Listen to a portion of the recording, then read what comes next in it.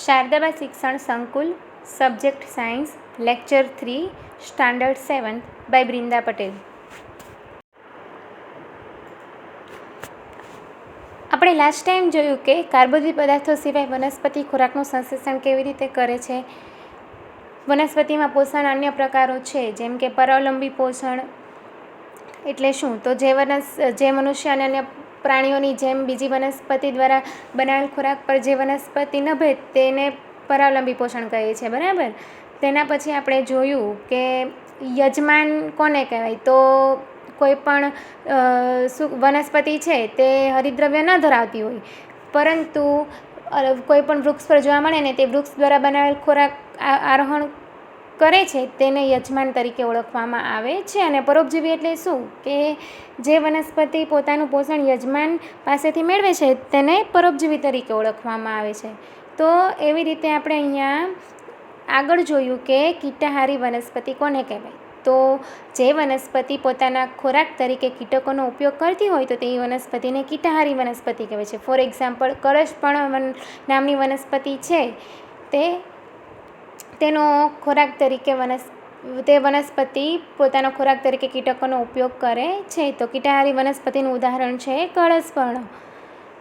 તો હવે આગળ એનો પોષણનો વનસ્પતિનો બીજો પ્રકાર છે તે છે મૃતોપજીવી, બરાબર. તો મૃતોપજીવી એટલે શું? તો આપણે ઘણી વખત શાક માર્કેટમાં જઈએ તો ત્યાં આપણને મશરૂમના પેકેટ જોવા મળે છે, બરાબર. તો વર્ષા ઋતુમાં સડતા લાકડા ઉપર અથવા ભેજવાળી જમીનમાં છત્રી કે ડાઘાયુક્ત પોચી રચના પણ આપણે જોઈ હશે, અથવા તો ઘણી વખત આપણે જોઈએ તો બિલાડીનો ટોપ પણ આપણને જોવા મળે છે. તો વર્ષા ઋતુમાં એટલે કે ભેજવાળું વાતાવરણ હોય ત્યારે આપણે લાકડા ઉપર કે કોઈ પણ ભેજવાળી જમીન હશે ત્યાં છત્રી કે ડાઘાયુક્ત પોચી રચના પણ આપણને જોવા મળે છે. તો ત્યારે આપણને એવું થતું હશે કે આ કેવી રીતે બને છે, બરાબર. તો તે કયા પ્રકારના પોષક તત્વો લે છે અને ક્યાંથી મેળવે છે તે આપણે જોઈએ. અહીંયા તમને આકૃતિમાં મશરૂમના પેકેટ્સ અને સડેલા પદાર્થો પર ઉગેલ મશરૂમ જોવા મળે છે. તો આ મશરૂમના પેકેટ્સ છે, તમને જે આકૃતિમાં દર્શાવેલ છે તે મશરૂમ છે. મશરૂમ આવું હોય છે. હવે બુજોને જાણવું છે કે આ સજીવો પોષણ કેવી રીતે મેળવે છે, અને તેઓ પાસે પ્રાણીઓ જેવું મુખ નથી, તો તેઓ લીલી વનસ્પતિ જેવા પણ નથી, કારણ કે તેઓ હરિત દ્રવ્ય ધરાવતા નથી કે પ્રકાશ સંશ્લેષણ દ્વારા ખોરાક બનાવી શકતા નથી. તો આ પ્રાણીઓ છે તેને બીજા પ્રાણીઓ જેવું પણ મુખ નથી, અથવા તો તેઓ લીલી વનસ્પતિ જેવા નથી, કારણ કે તેમની પાસે હરિતદ્રવ્ય નથી. તો હરિતદ્રવ્ય ના હોય તો પ્રકાશ સંશ્લેષણની પ્રક્રિયા થાય નહીં, તો તે પોતાનો ખોરાક જાતે ના બનાવી શકે. તો તે સજીવો એ પોષણ કેવી રીતે મળે, તેમનો વૃદ્ધિ અને વિકાસ કેવી રીતે થાય? તો તેના માટે આપણે અહીંયા એક પ્રવૃત્તિ જોવાની છે. તો પ્રવૃત્તિમાં એવું કીધું છે કે તમારે બ્રેડનો ટુકડો લેવાનો છે અને તેને પાણી વડે ભીનો કરીને મૂકી દેવાનો છે. ક્યાં મૂકવાનો છે? કે હુંફાળી અને ભેજવાળી જગ્યા પર 2 થી 3 દિવસ સુધી ત્યાં મૂકી દેવાનો છે. હવે ક્યાં સુધી એને રાખવાનો છે? કે જ્યાં સુધી બ્રેડ ઉપર તમને રૂંવાટી જેવા ધબ્બા કે ડાઘા દેખાય નહીં ત્યાં સુધી તેમને રાખવાનો છે. આ ધબ્બાનો રંગ કેવો છે? તો આપણને ખબર છે કે ઘણી વખત આપણને ખરાબ બ્રેડ કે વાસી બ્રેડ આવી ગયો આપણા ઘરમાં માર્કેટમાંથી, તો તેની ઉપર તમને રાખોડી કલરના ધબ્બા દેખવા મળે છે. તો આ જે ધબ્બા છે તે કેવા કલરના હોય છે? રાખોડી કલરના હોય છે. તો આ જે ધબ્બા છે તેને ફૂગ તરીકે ઓળખવામાં આવે છે. તો આ સજીવોને શું કહેવાય? ફૂગ તરીકે ઓળખવામાં આવે. તો તેઓ જુદા જુદા પ્રકારે પોષણ મેળવે છે. તમને અહીંયા આકૃતિમાં બ્રેડ પર ફૂગ કેવી દેખાય છે તે જોવા મળે છે. જો આ વાસી બ્રેડ છે તેની ઉપર તમને ફૂગ જોવા મળે છે, બરાબર. અહીંયા બીજી આકૃતિમાં પણ તમને એકદમ ઝૂમ કરીને દર્શાવેલું છે. તો તે ફૂગ આ રીતે મેળવે છે કે તેઓ બ્રેડમાંથી પોષક તત્વો શોધે છે. તો આ જે ફૂગ છે તે પોતાનું શોષણ કેવી રીતે કરે છે? તો બ્રેડમાંથી પોતાનું પોષક તત્વો તે શોષી લે છે, પોતાની જરૂરિયાત પ્રમાણેના પોષક તત્વો શોષી લે છે. અને આવા પ્રકારનું પોષણ કે જેમાં મૃત અને સડી ગયેલ પદાર્થોના દ્રાવણમાંથી પોષણ મેળવાય તેને મૃતપોષી પોષણ કહેવાય છે. તો મૃતપોષી પોષણ એટલે શું? કે જેમાં મૃત અને સડી ગયેલ પદાર્થ હોય તેમાંથી આપણે પોષણ જે મેળવીએ તેને મૃતપોષી પોષણ કહેવાય. અને તેને એ સજીવો છે તે મૃતોપજીવી પોષણ પદ્ધતિ ધરાવે છે, જેને મૃતોપજીવી તરીકે ઓળખવામાં આવે છે. તો જે સજીવો મૃતોપજીવી પોષણ પદ્ધતિ ધરાવે તેને મૃતોપજીવી સજીવ તરીકે ઓળખવામાં આવે છે. હવે બીજા એક્ઝામ્પલ જોઈએ તો અથાણાં, ચામડા, કપડાં કે બીજી ઘણી વસ્તુઓ એવી છે કે જે ગરમ કે હૂંફાળી કે ભેજવાળી જગ્યા પર લાંબા સમયથી પડી હોય તો તેની ઉપર ફૂગ ઉગે છે.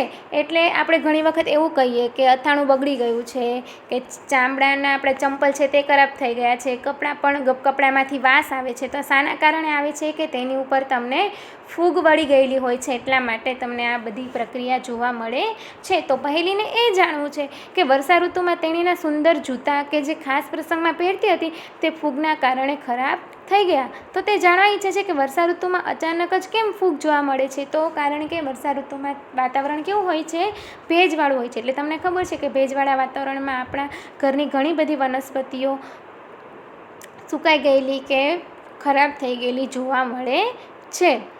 તો હવે બુઝો શું કહે છે કે એકવાર તેના દાદાએ કહ્યું હતું કે તેના ઘઉંના ખેતરો ફૂગના કારણે ખરાબ થઈ ગયા. તેને જાણવું છે કે શું ફૂગ રોગ પણ કરે છે. તો પહેલીએ શું કીધું કે યીસ્ટ અને મશરૂમ જેવી ફૂગ ઉપયોગી છે. હા, આપણને આપણા ખોરાકમાં કંઈક બગડી ગયેલા ખોરાકમાં જે બધી ફૂગ જોવા મળે છે તે બધા જ પ્રકારની ફૂગ ઉપયોગી નથી, પરંતુ યીસ્ટ અને મશરૂમ જેવી ફૂગ આપણને ઉપયોગી છે.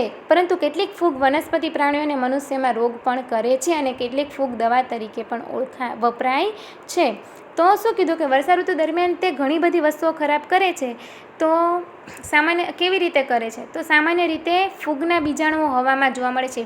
ફૂગ કેવી રીતે મળે છે આપણને? ફૂગ કેવી રીતે બને છે? તો ફૂગના જે બીજાણુ હોય છે તે શેમાં હોય છે? હવામાં હોય છે. એટલે ભીની અને હૂંફાળી સપાટીના સંપર્કમાં આવે છે ત્યારે તે ફૂગના બીજાણુ અંકુરિત થાય છે અને તેની વૃદ્ધિ થાય છે. પરિણામે આપણને ફૂગ જોવા મળે છે.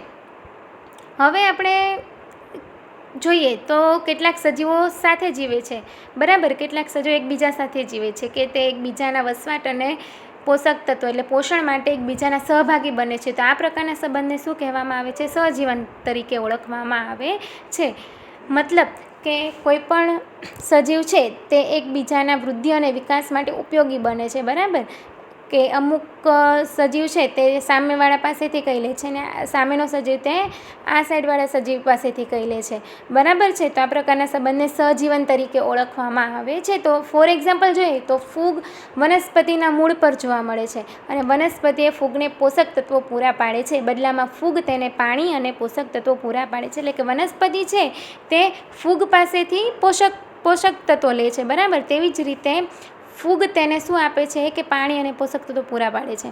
તો વનસ્પતિ ફૂગને જરૂરી પોષક તત્વો પૂરા પાડે છે, જ્યારે ફૂગ તેને બદલામાં પાણી અને પોષક તત્વો પૂરા પાડે છે. જેમ કે જૂના જમાનામાં કે આપણે ઘણી વખત જોઈએ કે આપણે પડોશી પાસેથી આપણે કંઈ લેવું હોય તો સામે આપણે બદલામાં કંઈ આપતા હોય છે. તેવી જ રીતે વનસ્પતિનું પણ એવું છે કે વનસ્પતિને કંઈ જોઈતું હોય તો સામે તે બીજી વનસ્પતિને પોતાનામાંથી પોષક તત્વો પૂરા પાડે છે, બદલામાં તે પોતાની જરૂરી વસ્તુ તેમાંથી લે છે. તો અહીંયા લાઇકેન નામની એક ફૂગ છે. તો લાઇકેન જેવા સજીવોમાં હરિત દ્રવ્ય ધરાવતી લીલ અને ફૂગ સાથે જોવા મળે છે. તો લાઇકેન નામની એક એવી ફૂગ છે કે જેમાં હરિત દ્રવ્ય ધરાવતી લીલ પણ હોય છે અને ફૂગ પણ હોય છે. તો ફૂગ છે તેનો વસવાટ કેવી રીતે? તો ફૂગ વસવાટ પાણી અને ખનિજ તત્વો લીલને આપે છે. તેના બદલામાં લીલ ખોરાક બનાવે છે અને ફૂગને પૂરો પાડે છે. તો લાઇકેન નામની જે ફૂગ છે તે પાણી અને ખનિજ તત્વો લાઇકેનની અંદર જે લીલ છે તેને આપે છે. પરિણામે લીલ પોતાનો ખોરાક જાતે બનાવે છે અને ફૂગને પૂરો પાડે છે. હવે આપણે જોઈએ કે જમીનમાં પોષક તત્વો ફરી કેવી રીતે આવે છે. તો આપણે ઘણી વખત જોયું હશે કે પાક વ્યવસ્થિત ઉગાડવા માટે કે જલ્દી ઉગાડવા માટે ખેડૂતને ખેતરમાં છાણિયું ખાતર અથવા રાસાયણિક ખાતર આપણે નાખતા જોયેલા છે, બરાબર. અથવા માણીને બગીચામાં ઘાસવાળી ભૂમિ ઉગાડવા મીન્સ કે લોન ઉગાડવા માટે અથવા કુંડામાં તેનો ઉપયોગ કરતા આપણે જોયા છે. તો આપણે શા માટે છાણિયું ખાતર અને રાસાયણિક ખાતરનો ઉપયોગ કરીએ છીએ? તો આપણે શીખી ગયા કે વનસ્પતિ પોતાના પોષણ માટે જમીનમાંથી ખનિજ ક્ષારો અને પોષક તત્વોનું શોષણ કરે છે. એટલે જમીનમાંથી જે ખનિજ ક્ષારો અને પોષક તત્વોનું શોષણ કરે છે તેથી જમીનમાં ખનિજ ક્ષારો અને પોષક તત્વોની માત્રા ઘટતી જાય છે. પરિણામે છાણિયા ખાતર કે રાસાયણિક ખાતરમાં નાઇટ્રોજન, પોટેશિયમ અને ફોસ્ફરસ જેવા પોષક તત્વો રહેલા હોય છે. તો જમીનમાં જે પોષક તત્વો કે ખનિજ ક્ષારોની માત્રા ઘટતી જાય છે તે આપણને છાણિયા ખાતર અને રાસાયણિક ખાતરમાંથી મળે છે, કારણ કે રાસાયણિક ખાતરમાં નાઇટ્રોજન, પોટેશિયમ અને ફોસ્ફરસ જેવા પોષક તત્વો રહેલા હોય છે, જે જમીનને પૂરતા પ્રમાણમાં આ ખાતરમાંથી મળી રહે છે. તો જમીનને સમૃદ્ધ બનાવવા માટે આવા પોષક તત્વો સમયાંતરે જમીનમાં ઉમેરાવા જોઈએ. તો જમીનને આપણે ફળદ્રુપ બનાવવી હોય તો તેના માટે જમીનને પણ પોષક તત્વો જરૂરી છે. તો આ પોષક તત્વો જમીનમાં મળતા રહેવા જરૂરી છે. તો આપણે વનસ્પતિની પોષક તત્વોની જરૂરિયાત પૂરી કરીએ તો આપણે તેને ઉછેરી શકીએ અને તેમની તંદુરસ્તી જાળવી શકીએ. તો હવે ખબર છે કે સામાન્યપણે પાક નાઇટ્રોજનનું પુષ્કળ પ્રમાણમાં શોષણ કરે છે અને તેથી જમીનમાં નાઇટ્રોજનની ઉણપ સર્જે છે. એટલે કે વનસ્પતિ કે કોઈ પણ પ્રકારનો પાક આપણે જે ઉગાડ્યો છે તે નાઇટ્રોજનનું પુષ્કળ પ્રમાણમાં શોષણ કરી રહે છે. પરિણામે જમીનમાં પૂરતો નાઇટ્રોજન રહેતો નથી. તો હવે આપણને ખબર છે કે વાતાવરણમાં પુષ્કળ માત્રામાં નાઇટ્રોજન વાયુ રહેલો છે, તેમ છતાં વનસ્પતિ જેમ કાર્બન ડાયોક્સાઇડનો ઉપયોગ કરી શકે છે તેમ નાઇટ્રોજનનો ઉપયોગ કરી શકતી નથી. પરિણામે નાઇટ્રોજનને દ્રાવ્ય સ્વરૂપમાં હોવું જરૂરી છે. તો જમીનમાં રહેલા રાઇઝોબિયમ નામના બેક્ટેરિયા છે તે વાતાવરણમાં નાઇટ્રોજન પોતાની અંદર રહે છે અને જે રીતે વનસ્પતિને જરૂર પડે છે તેવો નાઇટ્રોજન વાયુ દ્રાવ્ય સ્વરૂપમાં ફેરવી શકે છે. પરંતુ રાઇઝોબિયમ પોતાનો ખોરાક બનાવી શકતા નથી, કેમ કે તેને પોતાનો ખોરાક બનાવવા માટે બીજી વનસ્પતિ પર નભવું પડે છે. એટલે કે તે પોતાનો ખોરાક શેમાંથી મેળવે છે? તો મોટાભાગે ચણા, વટાણા, મગ, વાલ તથા બીજા કઠોળના મૂળમાં તે વસવાટ કરે છે અને તેમાંથી તે પોતાનો નાઇટ્રોજન વાયુનો પુરવઠો પૂરો પાડે છે. એટલે કે પોતાના માટે નાઇટ્રોજન વાયુ મેળવે છે. હવે બદલામાં વનસ્પતિ બેક્ટેરિયાને ખોરાક અને વસવાટ આપે છે, બરાબર, કે જે આપણે જોયું કે રાઇઝોબિયમ છે તે કઠોળમાંથી પોતાનો નાઇટ્રોજન વાયુ મેળવે છે. પરિણામે બદલામાં વનસ્પતિ બેક્ટેરિયાને ખોરાક અને વસવાટ આપે છે. આમ અહીં સહસંબંધ જોવા મળે છે. આ પ્રકારનું જોડાણ એ ખેડૂતો માટે ખૂબ જ અગત્યનું છે. એટલે કોઈ પણ વનસ્પતિ કે બેક્ટેરિયા કે વનસ્પતિ કે જમીન સહસંબંધી સહજીવન ગાળે તો તે ખેડૂતો માટે ખૂબ જ અગત્યનું માનવામાં આવે છે. એટલે કે જે જમીનમાં કઠોળ વર્ગની વનસ્પતિ ઉગાડવામાં આવે તેમાં નાઇટ્રોજનયુક્ત ખાતરનો ઉપયોગ ઓછો કરવો પડે છે, કારણ કે રાઇઝોબિયમ નામના બેક્ટેરિયા કઠોળમાંથી પોતાનો નાઇટ્રોજન વાયુ પૂરતા પ્રમાણમાં જે મેળવવાનો હોય છે તે કઠોળમાંથી મેળવી લે છે. પરિણામે તેમાં નાઇટ્રોજનયુક્ત ખાતરનો ઉપયોગ ઓછો કરવો પડે છે. હવે આ પ્રકારમાં આપણે અભ્યાસ કર્યો કે મોટાભાગની વનસ્પતિ સ્વયંપોષી છે, એટલે કે પોતાનો ખોરાક જાતે બનાવે છે. માત્ર અમુક જ વનસ્પતિ પરપોષી કે મૃતપોષી છે, તેઓ પોતાનું પોષણ બીજા સજીવોમાંથી મેળવે છે, એટલે કે પોતાના ખોરાક માટે બીજી વનસ્પતિ પર આધાર રાખે છે. હવે બધા જ પ્રાણીઓ પરપોષી શ્રેણીમાં સમાવિષ્ટ છે, કારણ કે પ્રાણીઓને પોતાનો ખોરાક જાતે બનાવી શકતા નથી. એને પોતાના ખોરાક જાતે બનાવવા માટે પોતાના વિકાસ અને વૃદ્ધિ માટે બીજા પ્રાણીઓ પર નિર્ભર રહેવું પડે છે. તો આપણે કીટાહારીઓને આંશિક પરપોષી કહી શકીએ? તો હા, તે આંશિક પરપોષી કહી શકીએ. હવે આપણે આજે આ ચેપ્ટરમાં શીખ્યા કે બધા જ સજીવો ખોરાક લે છે અને તેનો ઉપયોગ શક્તિ મેળવવા, વૃદ્ધિ તથા શરીરને જાળવી રાખવા માટે કરે છે. લીલી વનસ્પતિ પ્રકાશ સંશ્લેષણની પ્રક્રિયા દ્વારા તેમનો ખોરાક જાતે બનાવે છે, તેથી તેઓ સ્વયંપોષી છે. વનસ્પતિ સરળ રાસાયણિક પદાર્થો જેવા કે કાર્બન ડાયોક્સાઇડ, પાણી અને ખનિજ તત્વોનો ઉપયોગ ખોરાક બનાવવાની પ્રક્રિયા માટે કરે છે. પ્રકાશ સંશ્લેષણની પ્રક્રિયા માટે હરિતદ્રવ્ય અને સૂર્યપ્રકાશ અગત્યના પરિબળ છે. પ્રકાશ સંશ્લેષણ દ્વારા જટિલ રાસાયણિક પદાર્થો જેવા કે કાર્બોદિત ઉત્પન્ન થાય છે. હરિતદ્રવ્ય દ્વારા સૂર્ય ઉર્જા ખોરાક સ્વરૂપે પર્ણમાં સંગ્રહાય છે. પ્રકાશ સંશ્લેષણ દરમિયાન ઓક્સિજન ઉત્પન્ન થાય છે. સજીવો તેમનું અસ્તિત્વ ટકાવી રાખવા માટે પ્રકાશ સંશ્લેષણ દ્વારા મુક્ત થયેલ ઓક્સિજનનો ઉપયોગ કરે છે. ફૂગ મૃત અને સડી ગયેલા પદાર્થોમાંથી પોષણ મેળવે છે, તેઓ મૃતોપજીવી છે. અમરવેલ જેવી વનસ્પતિ પરોપજીવી છે, તેઓ યજમાનમાંથી પોતાનો ખોરાક મેળવે છે. કેટલીક વનસ્પતિઓ અને પ્રાણીઓ પોતાના પોષણ માટે બીજા પર નભે છે અને તેને પરોપજીવી તરીકે ઓળખવામાં આવે છે. હોમવર્કમાં તમારે આ ચેપ્ટરનું સ્વાધ્યાય કરવાનું છે, જેના ફોટા હું તમને પછીથી મોકલી આપીશ. આ ચેપ્ટર અહીં પૂર્ણ થાય છે. તમારા સહકાર બદલ આભાર. Thank you.